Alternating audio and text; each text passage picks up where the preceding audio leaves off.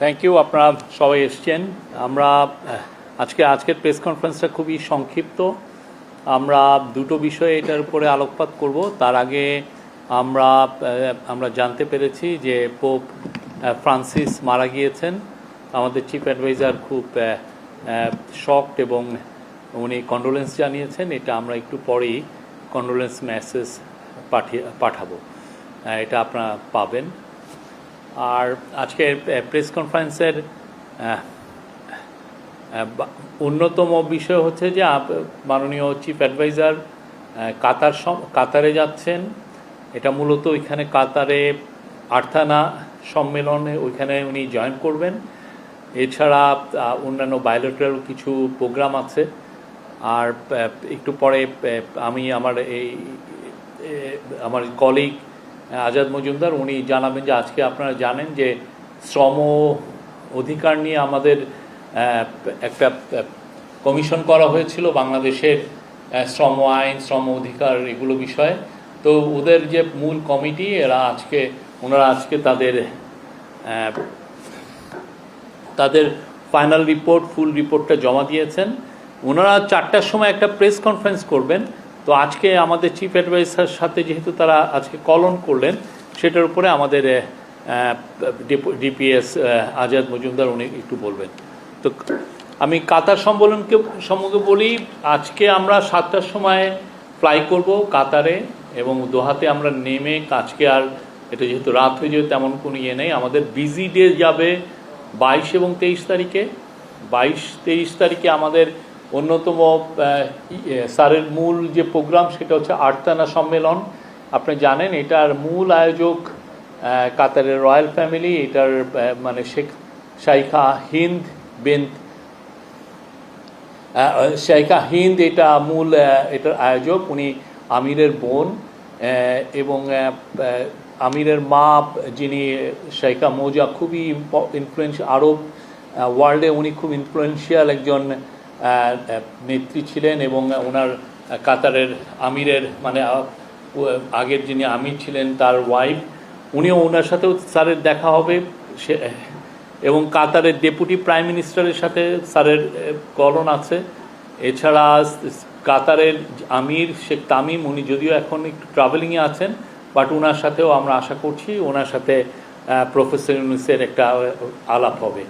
এছাড়া এই পুরো টিমে আমাদের এনার্জি অ্যাডভাইজার যাচ্ছেন। এনার্জি অ্যাডভাইজারের সাথে কাতারের সাথে যেহেতু আমাদের একটা লং টার্ম এনার্জি, বিশেষ করে এলএনজি ইম্পোর্টের একটা চুক্তি আছে, তো কাতারের সাথে আমাদের একটা লং টার্ম এই এনার্জির আলাপগুলো হবে। তাদের সাথে আমাদের ভিসা সংক্রান্ত কিছু আমরা আলাপ করব। আর অন্যান্য যেগুলো বিষয় কাতারের সাথে আমাদের কিভাবে ইকোনমিক কোঅপারেশন বাড়ানো যায়, সেক্ষেত্রে একটা বড় বাণিজ্য সম্মেলন হবে বিশেষ করে ইনভেস্টমেন্টের জন্য। কাতারের যারা লিডিং ইনভেস্টর তারা থাকবেন সেই সম্মেলনে, সেটা 23 তারিখে। এবং সেইখানে আমরা আশা করছি যে আমরা ভালো কিছু রেসপন্স পাবো। এছাড়া অন্যান্য যেগুলো মিটিং আছে সেগুলো আমি অত ডিটেলস বলছি না। কাতার চ্যারিটির সাথে, কাতার ফাউন্ডেশনের সাথে, এদের সাথে মিটিং আছে। এবং স্যারকে আল জাজিরা, আপনি জানেন ওয়ার্ল্ডের খুব নামকরা টিভি স্টেশন, তারা স্যারকে ইনভাইট করেছেন তাদের হেডকোয়ার্টারে যাওয়ার জন্য। সেখানে স্যারের তারা 1-to-1 একটা ইন্টারভিউ নেবেন। এবং এছাড়া ওনার আরও কিছু এঙ্গেজমেন্ট আছে, অনেক কিছু মিটিং আছে। আর একটা খুব ইম্পর্টেন্ট বিষয় হচ্ছে যে কাতারে প্রায় 2.5 ঘন্টা ব্যাপী একটি রোহিঙ্গা ক্রাইসিসের উপরে একটা বড় সম্মেলন আছে। এই সম্মেলনে আমাদের বাংলাদেশি আমাদের চিফ অ্যাডভাইজার এটা নেতৃত্ব দিবেন। বাট এইখানে গ্লোবালি যারা এই রোহিঙ্গা ক্রাইসিসের সাথে অনেকেই তো সম্পৃক্ত, যারা এটা নিয়ে কনসার্ন, তাদের অনেকে থাকবেন। আমরা আশা করছি এটা খুব সাকসেসফুল একটা মিটিং হবে। এর মাধ্যমে আমরা আপনারা জানেন আমরা নিউ ইয়র্কে সেপ্টেম্বরে একটা ইউএন একটা হোস্ট করতে যাচ্ছে, খুব বড় একটা রোহিঙ্গাদের উপর একটা বড় সম্মেলন। সেটারই প্রাক প্রস্তুতি শুরু এই সম্মেলনটা। 2.5 ঘন্টার এই যে সম্মেলনটা, এটা খুবই ইম্পর্টেন্ট। আমরা আশা করছি যে রোহিঙ্গা বিষয়ে তো আমাদের কিছু প্রোগ্রেস হয়েছে। সামনে এই যে একের পর এক আমরা যে বড় বড় সম্মেলন করছি, তার মাধ্যমে রোহিঙ্গা ক্রাইসিসের বিষয়টা যেটা অলমোস্ট ফরগটেন হয়ে গেছিলো, সেটা আবার গ্লোবাল ম্যাপে, গ্লোবালের ডিসকাশনের যে ম্যাপ, সেখানে ফিরে আসবে এবং এটা নিয়ে আমরা দ্রুত কিছু সমাধান আমরা পাবো, এটা আমাদের আশা। এই 4 দিন উনি ফিরে আসবেন হচ্ছে আমাদের বাংলাদেশ সময় ও যে খুবই আর্লি সকালে, অর্থাৎ 2:30টার দিকে, 25 তারিখ রাত 2:30টার দিকে, মানে 24 তারিখ দিবাগত রাতের পরে যে সকালটা। Thank you. এই ছিল হলো কাতার সম্মেলন। ওনার সাথে চিফ আমাদের ফরেন অ্যাডভাইজার তৌহিদ হোসেন যাচ্ছেন, আমাদের national security adviser Khalilur Rahman যাচ্ছেন, আমাদের এনার্জি অ্যাডভাইজার ফৌজুল কবির খান যাচ্ছেন, এবং আমরা আশা করছি যে আমাদের ইন্ডাস্ট্রিজ অ্যাডভাইজার আদিলুর রহমান খান যাচ্ছেন। এছাড়া আমাদের executive chairman of BIDA Chowdhury Ashiq Mahmud Bin Harun, উনি যাচ্ছেন। আমাদের এসডিজি কোঅর্ডিনেটর লামিয়া মুর্শেদ যাচ্ছেন, এবং আরও কিছু সিনিয়র সেক্রেটারি যাবে, আরও সিনিয়র সেক্রেটারি অফিসিয়ালরা যাবেন। Thank you.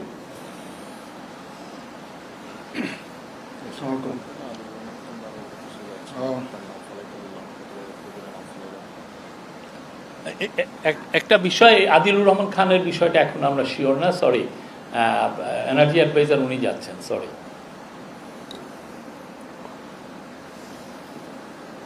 ধন্যবাদ। আপনারা এর মধ্যে শুনেছেন শ্রম বিষয়ক সংস্কার কমিশন ওনাদের রিপোর্ট আজকে প্রধান উপদেষ্টার কাছে জমা দিয়েছেন। মাননীয় প্রধান উপদেষ্টা ওনাদেরকে একটা কথাই বলেছেন যে যেই কয়টা সংস্কার কমিশন এখন পর্যন্ত তাদের প্রতিবেদন জমা দিয়েছে, এর মধ্যে এই কমিশনটার একটা বিশেষ দিক হচ্ছে এইটার ইন্টারন্যাশনাল একটা ইন্টারেস্ট। আন্তর্জাতিকভাবে এই কমিশন কী প্রতিবেদন দিয়েছে এবং সেগুলো কিভাবে বাস্তবায়ন করা হবে সেটা নিয়ে আন্তর্জাতিক মহলেরও একটা আগ্রহ আছে, এবং প্রধান উপদেষ্টা বলেছেন যে আন্তর্জাতিকভাবে প্রত্যেকটা সুপারিশকে বিশেষ করে স্ক্রুটিনি করা হবে এবং তারা দেখবে আসলে বাংলাদেশে শ্রমিক অধিকার নিশ্চিত করতে বাংলাদেশের অন্তর্বর্তীকালীন সরকার কীভাবে কাজ করছে, পাশাপাশি এই যে সুপারিশগুলো দিয়েছে এগুলো কীভাবে বাস্তবায়ন করা হচ্ছে। তো এটা একটা দিক আছে। এবং প্রধান উপদেষ্টা ওনাদেরকে একটা পরামর্শ দিয়েছেন যে ওনারা শ্রম বিষয়ক কমিশন যাতে ওনাদের কমিশন প্রতিবেদনটা নিয়ে ঐক্যমত্য যে কমিশন গঠন করা হয়েছে সেই কমিশনের সাথে কথা বলেন এবং কমিশনকেও ওনাদের সুপারিশগুলো ব্যাখ্যা করেন, যাতে করে ঐক্যমত্য কমিশন যখন রাজনৈতিক দলগুলোর সাথে আলোচনা করবে সেখানে এই প্রসঙ্গগুলো রাখতে পারেন। কারণ এই শ্রম বিষয়ক যে কমিশন তার সুপারিশগুলো বাস্তবায়নে আমরা মনে করি যে রাজনৈতিক দলগুলোরও ভূমিকা থাকাটা জরুরি। এই কমিশন অনেকগুলো সুপারিশ দিয়েছে, আমরা একটু পরে আপনাদেরকে সুপারিশের একটা সারসংক্ষেপ দিয়ে দেবো এবং পুরো প্রতিবেদনটাই দিয়ে দেবো। আমি জাস্ট যেহেতু আমাদের সময় সংক্ষেপ এবং ওনারা আসলে বিকেলে আরেকটা প্রেস কনফারেন্স করবেন, খুব সংক্ষিপ্ত আকারে তাদের যে একটা সুপারিশের কথা বলছে। ওনারা মূল যে সুপারিশটার কথা বলেছেন যে সকল শ্রমিকের আইনি সুরক্ষা। ওনারা পর্যালোচনা করে দেখেছেন যে আমাদের দেশে 8 কোটি শ্রমজীবী মানুষ আছে, তাদের মধ্যে 85% মানুষ অর্থাৎ 7 কোটি শ্রমিকেরই কোনো আইনি সুরক্ষা নেই। ওনারা সরকারের কাছে সুপারিশ করেছেন এই শ্রমিকদের জন্য একটা আইনি সুরক্ষা যাতে নিশ্চিত করা হয়।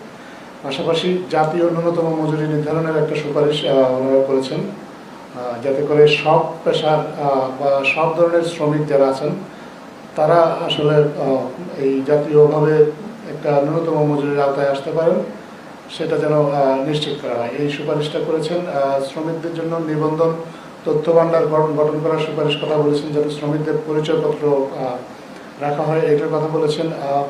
বিভিন্ন সময় শ্রমিক আন্দোলনে অনেক শ্রমিকের বিরুদ্ধে অনেক মামলা হয়েছে, এই মামলাগুলো আসলে প্রত্যাহার করার জন্য দ্রুত সরকারকে উদ্যোগ নেওয়ার জন্য ওনারা সুপারিশ করেছেন। শ্রমিকদের সংগঠন করার অধিকারটা যাতে আরও সহজ করা যায় এবং দর কষাকষির অধিকারটা যাতে নিশ্চিত করা যায়, এই বিষয়ে ওনারা একটা সুপারিশ করেছেন। ট্রেড ইউনিয়ন করার যে শর্ত এটা যাতে শিথিল করা যায় এটা বলেছেন। কর্মক্ষেত্রে যৌন হয়রানি প্রতিরোধে 2009 সালে হাইকোর্টের একটা নির্দেশনা আছে, এই নির্দেশনার আলোকে সকল কলকারখানা সহ সকল কর্মক্ষেত্রে আসলে যৌন নিপীড়ন এবং সহিংসতা বিরোধী যাতে নীতিমালাটা প্রণয়ন করা হয় এবং এটা যাতে নিশ্চিত করা হয় সে বিষয়ে সরকারকে কাজ করার জন্য ওনারা সুপারিশ করেছেন। এবং আরেকটা সুপারিশ 6 মাস মাতৃত্বকালীন ছুটি, এই সুপারিশটা অন্যান্য কমিশন থেকেও এসেছে, ওনারাও এই সুপারিশটার পুনরাবৃত্তি করেছেন।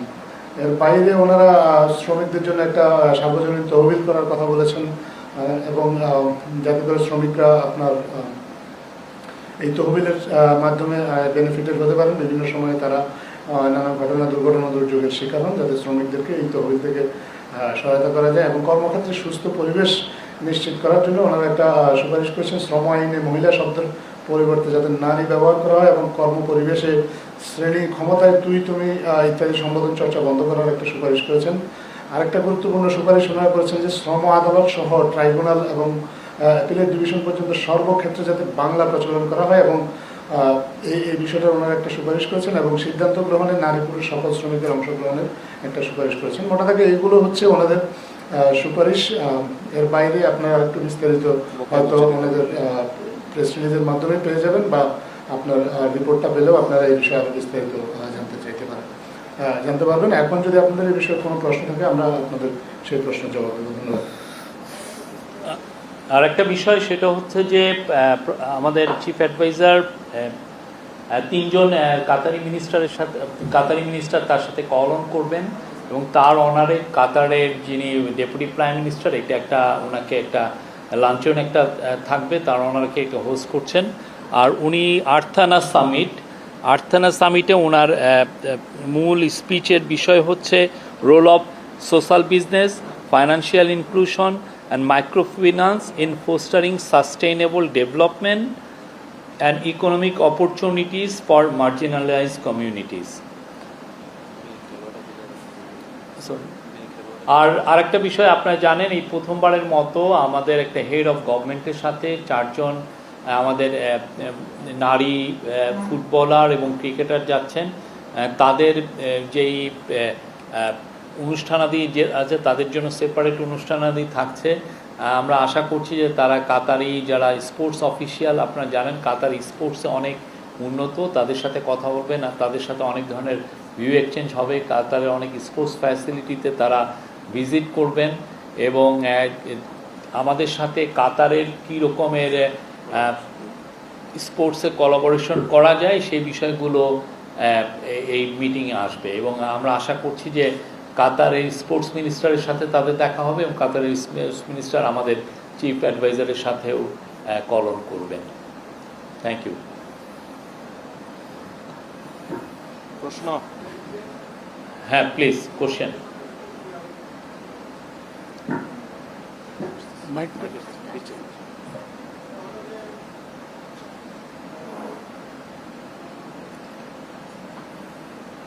আমার একটা স্পেসিফিক বিষয়ে একটু আগ্রহ ছিল, সেটা হচ্ছে যে শ্রম কমিশনের রিপোর্টে একই ধরনের শ্রম আইন সমস্ত ক্ষেত্রে প্রচলনের ব্যাপারে কোনো সুপারিশ আছে কিনা, মুভিদের এবং বাইরের ইয়েতে যে ভিন্নতা আছে সে ব্যাপারে কোনো সুপারিশ আছে? আমি আপনাকে বলবো এই কোশ্চেনটা আপনি, আমার মনে হয় যেহেতু ওনারা পুরো 1 ঘন্টা 1.5 ঘন্টা ব্যাপী একটা প্রেস কনফারেন্স করবেন, ঠিক 4টায় আপনি এই কোশ্চেনটা সেইখানে করেন। আমার মনে হয় তারা রাইট পারসন আপনার এটাকে পুরো আরও ডিটেল ওয়েতে বলার জন্য। আমি আপনার কাছে হ্যাঁ, আর আমরা একটু পরে পুরো রিপোর্টটা আমরা শেয়ার করবো আর ওনাদের একটা ওয়েবসাইটের মধ্যে পুরো যতগুলো ডিটেলস রিপোর্টটা দিবেন আর আমরা সামারিটা খুব দ্রুত শেয়ার করবো। আমি মহিউদ্দিন রেজিস্টার থেকে বলছিলাম। দুটো প্রশ্ন। একটা প্রশ্ন হচ্ছে যে ওনারা বলেছেন যে সকল শ্রমিকদের আইনি সুরক্ষার বিষয়ে সরকার মানে এই রিকমেন্ডেশনটা কিভাবে বাস্তবায়ন করবে, চিন্তাটা কি? আর জাতীয় ন্যূনতম মজুরি নির্ধারণ করার বিষয়টাও তারা রিকমেন্ডেশনে বলেছেন, সরকার এই বিষয়ে কি করবে। এখন বাংলাদেশের সিস্টেমে ন্যূনতম মজুরি আছে সেক্টর ওয়াইজ, তো জাতীয় মজুরির ক্ষেত্রে আপনারা চিন্তা এই পুরো বিষয়গুলো ওনারা একটা স্যার তাদেরকে যেটা বলেছেন যে আশু করণীয়, আমরা খুব দ্রুত যে কাজগুলো করতে পারি সেটা তাদেরকে জমা দিতে। তো আশু করণীর উপর যেটা থাকবে সেটা নিয়ে ভবিষ্যতে আমরা আশা করছি যে ক্যাবিনেটে ডিসকাস হবে। তো তার সেখান থেকে মানে কর্মপন্থা কী করণীয় করা যায় সেটা আসবে।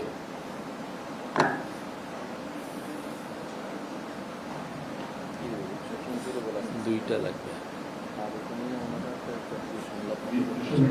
দুটো ভিন্ন বিষয়ে আপনার একটু দৃষ্টি আকর্ষণ করছে, সেটা হচ্ছে আজকে 31 জন আমেরিকা থেকে ফেরত এসেছে, আমেরিকা ফেরত পাঠিয়েছে।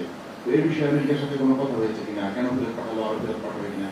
আর একটা জিনিস প্রশ্ন, সোশ্যাল মিডিয়ায় আমরা রিসেন্টলি কয়েকটা ফটো দেখেছি যে পলাতক শেখ হাসিনা সরকারের মন্ত্রীরা লন্ডনে বিয়ের অনুষ্ঠানে বিয়ে পাচ্ছেন, বিভিন্ন দেশে ঘুরে বেড়াচ্ছেন। তো শেখ হাসিনাকে তো ফেরত চাওয়া হয়েছে, এই পলাতক মন্ত্রীদের ফেরত আনার ব্যাপারে আপনারা কি পদক্ষেপ নিয়েছেন? আমরা তো মূলত এইখানে আজকে প্রেস কনফারেন্সটা করছি কাতার এবং শ্রম বিষয়ক যেই রিপোর্টটা দিল সেটার উপরে। তারপর আমি বলি যে যারাই অভিযুক্ত, যাদের বিরুদ্ধে বড় রকমের করাপশনের আছে, খুনের মামলা আছে, তাদের সবার ব্যাপারেই আমরা সিরিয়াস এবং প্রত্যেককেই আমরা ইভেনচুয়ালি আমরা প্রত্যাবর্তন চাবো। তাদেরকে বাংলাদেশের আইনকে ফেস করতে হবে, তাদেরকে আইনের আওতায় আনা, সেটা আমাদের কেন, আমি মনে করি আমাদের পরবর্তী যে কোনো গভর্নমেন্ট সবার জন্য এটা একটা নৈতিক দায়িত্ব। আমরা আমাদের কাজটা খুব ভালোভাবে করব এবং আমরা আশা করব যে আমরাই যেন কাজটা একটা শেষ করে যেতে পারি। আর যদি আমরা এটা আমাদের সময়ে না করতে পারি, আমাদের নেক্সট জেনারেশন, আমাদের যারা নেক্সট গভর্নমেন্ট আসছে তারাও এই কাজটাই করবেন। কেননা এরা বাংলাদেশের মানুষের টাকা চুরি করে নিয়ে বাইরে যে মৌজ ফুর্তি করছেন, অবশ্যই আমরা তো তাদেরকে ফেরানোর একটা আমাদের এটা একটা নৈতিক দায়িত্ব এবং এই কাজটা আমরা করব। এদের বেশিরভাগ এই যে যারা আওয়ামী লীগের লিডার যারা বাইরে গিয়েছেন, এদের বেশিরভাগের হাতেই রক্ত আছে। তারা বড় রকমের হিউম্যান রাইটস অ্যাবিউজের অ্যাকিউজড এবং তাদের অনেকে বড় বড় করাপশনে জড়িত। আপনারা দেখেছেন যে কিছুদিন আগে বেশ কিছু পত্রিকায় এসছে যে এক একজনের অ্যাকাউন্টসে কত রকমের কত টাকা ট্রানজ্যাকশনের হিসাব আমরা পেয়েছি। আপনার অ্যাকাউন্টসে তো 1 কোটি টাকার ট্রানজ্যাকশনও দেখা যায় না, অথচ এক একজনের 800, 900, 1200 কোটি টাকার ট্রানজ্যাকশন। একটা সরকারি কর্মচারী, একটা সরকারের মিনিস্টার বা একজন সরকারের যিনি সেক্রেটারি, উনি কত টাকা পান? Thank you.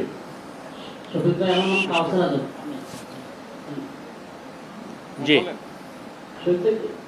নারী সংস্কার কমিশন যে রিপোর্ট দিয়েছে, সেই রিপোর্টটি হেফাজত ইসলাম, জামাত ইসলামী সহ বেশিরভাগ ইসলামী দলগুলো প্রত্যাখ্যান করেছে এবং এটা বাতিলের দাবি জানিয়েছে। আপনি যারা বিভিন্ন মাধ্যমে বিবৃতি দিয়েছিলেন, এই ব্যাপারে আপনাদের বক্তব্য কি? এই রিপোর্টটা তো আমি যে জানা মতে যে এটা ঐক্যমত্য কমিশনে যাবে।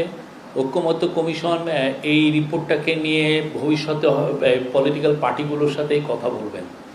এই পুরো রিপোর্টগুলো যেগুলো করা হচ্ছে, এবং আজকেও যেমন শ্রম অধিকার নিয়ে যে রিপোর্টটা, আজকে আমাদের চিফ অ্যাডভাইজার বলেছেন যে যাতে তারা এই ঐক্যমত্য কমিশনেতে এটা সাবমিট করে, যাতে এদের যে অনেকগুলো জিনিসই তো আসলে পলিটিক্যাল ডিসকাশনের বিষয়, এবং এটা পলিটিক্যাল পার্টিগুলোই এটা অনেক ক্ষেত্রে ডিসাইড করবেন যে আমরা কতটুকু নিব আর কতটুকু নিব না। তো এই জন্য এই পুরো রিপোর্টগুলো আসলে ঐক্যমত্য কমিশনে যাবে এবং ঐক্যমত্য কমিশনই পরবর্তী দিক নির্দেশনা ঠিক করবেন কিভাবে এই রিপোর্টগুলো তারা পলিটিক্যাল পার্টিগুলোর সাথে কথা বলবেন। 3 তারিখের মধ্যে বাতিল না করলে এই কমিশন ওই দিন ওদের সমাবেশ রয়েছে হেফাজতে, তারা বৃহত্তর কর্মসূচি দেওয়ার ঘোষণা দিয়েছে। আমি এই বিষয়ে যেটা বললাম, আমি এইটাই আমার বক্তব্য।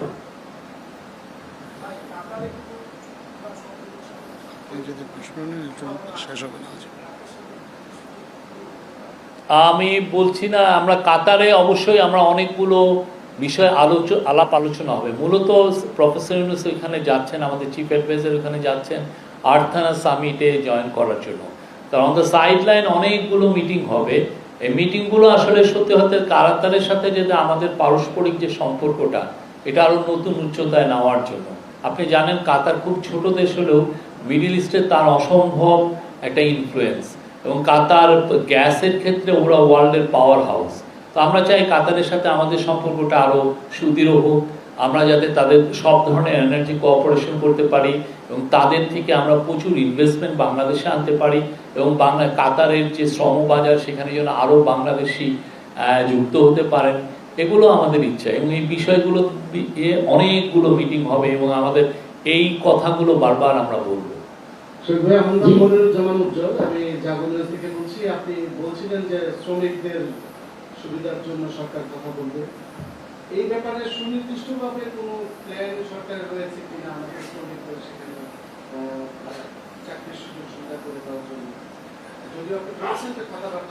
না, এটা এই এই ধরনের প্ল্যান তো আমাদের অনেক দিন ধরেই আছে।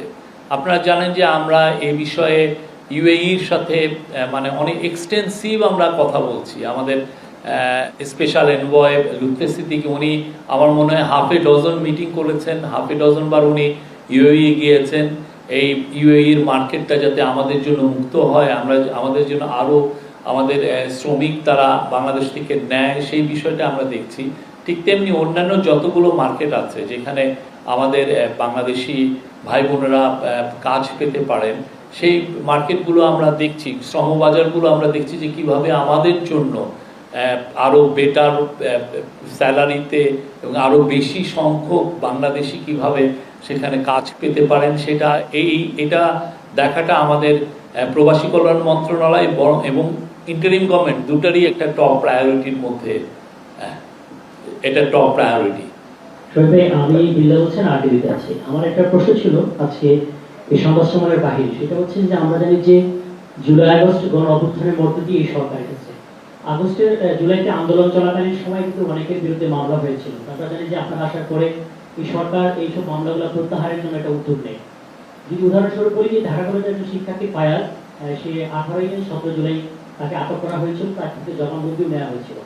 কিন্তু এই আজকে এতদিন হয়ে গেল কিন্তু তার মামলাটা এখনো আইনি জটিলতার কারণে অন্যান্য সকল মামলা অনেকের মামলা প্রত্যাহার হয়েছে, সেই মামলাটা এখনো কেন প্রত্যাহার হচ্ছে না? এটা আজকে এই বিষয়ে আমাদের ল এবং justice adviser professor Asif Nazrul এই বিষয়ে খুব বিস্তারিতভাবে বলেছেন। আমার মনে হয় আপনি একটু তার যে প্রেস কনফারেন্সটা যদি ফুটেজ থাকে আপনি একটু দেখে নেন, উনি এটা নিয়ে খুব ভালোভাবে বলেছেন।